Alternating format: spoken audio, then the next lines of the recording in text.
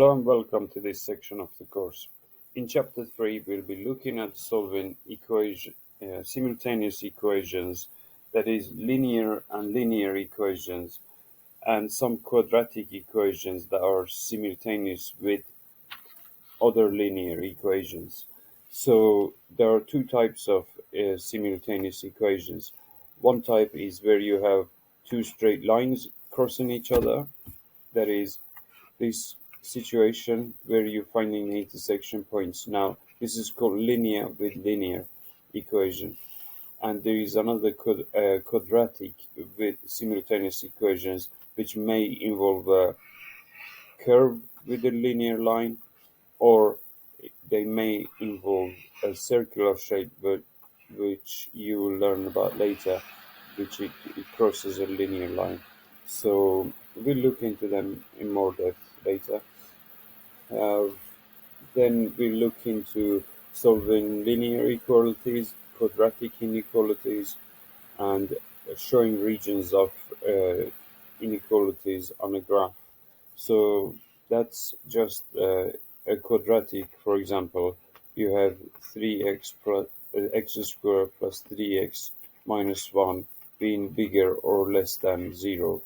For example, that's an example of a quadratic inequality. All right, so for starters, let's have a go at the prior knowledge test.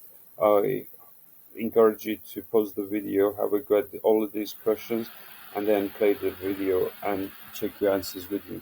Okay, pause now. All right, I hope you've had a go at these questions. Part Question one is asking us to list out factors of a, really, factors of 12 and then factors of 20, and this notation you should be familiar with. It means intersection or overlap, if you haven't heard of that word before, and this means union. Okay, so first of all, factors of 12, what are they?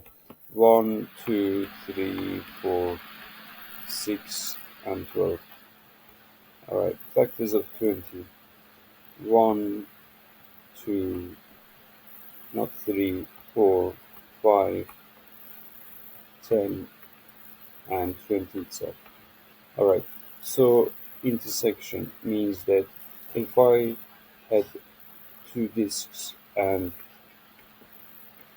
I put the numbers on the Venn diagram here, this is called the Venn diagram. So 1, 2, and 4 would go in the middle because both of them, uh, both sets share these values. All right, there's no other number that I can spot that both sets will share with each other. So this is called the intersection.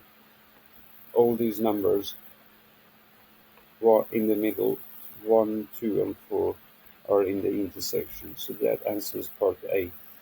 Now union here, don't forget that it has also inverted sign on the outside. So that means not in the union. So let's organize these numbers fully first of all. So number 3 is in A but not in B. Number 6 is in A but not in B. Number 12 is in A and not in B. Now don't forget, the question does say that you need to organize numbers 1 to 13 on this Venn diagram.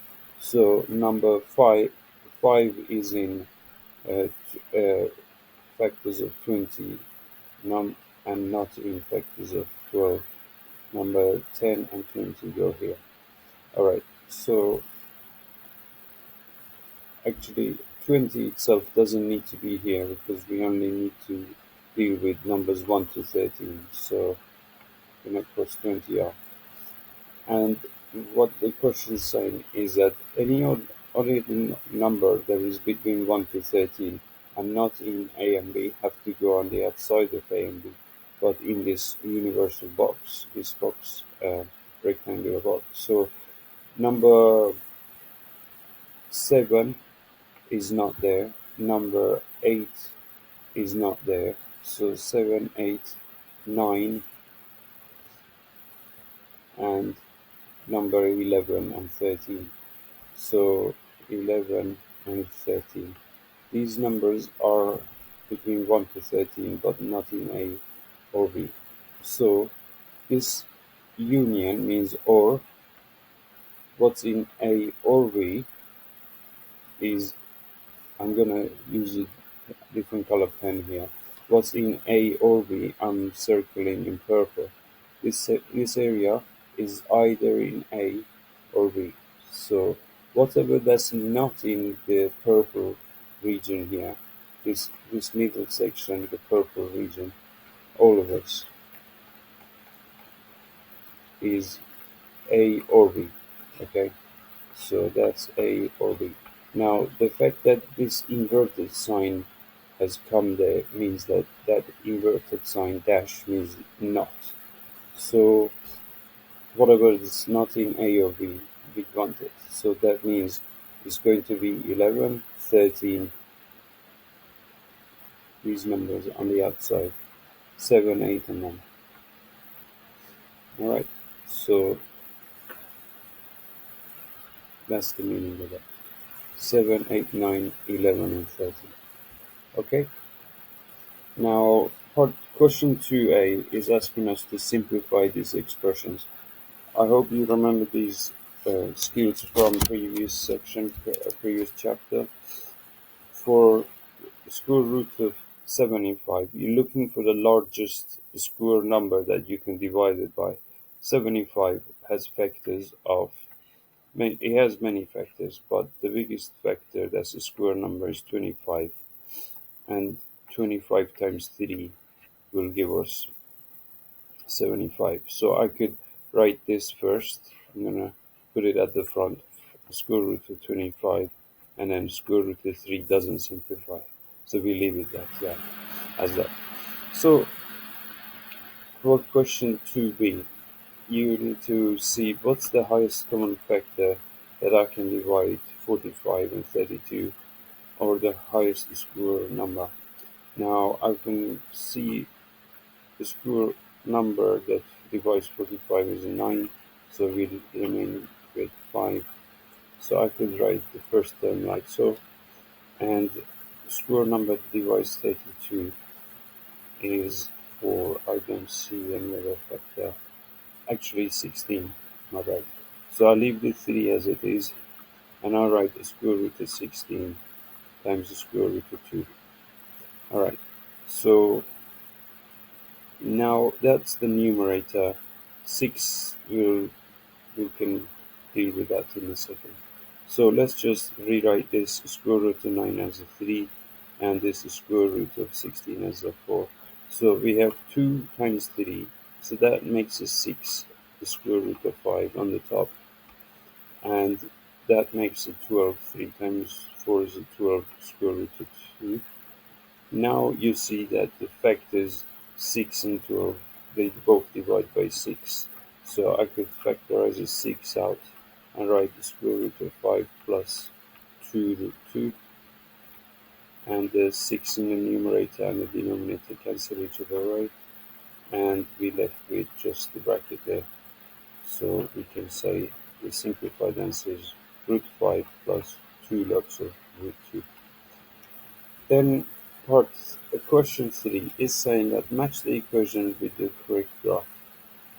Okay, so it's not hard to see that this is going to be a inverted happy face, sad face, because of the negative sign on the square root, on the x square in front of x square. So the only equation is this, and the fact that this 9 is positive is telling us that the intercept here is 9. So this is going to be graph for equation A. Graph for equation B has a positive intercept as a 4. If we multiply out this bracket here, we're going to have 2x squared negative 14x plus 5x, and the last term here minus minus 7 times plus 5.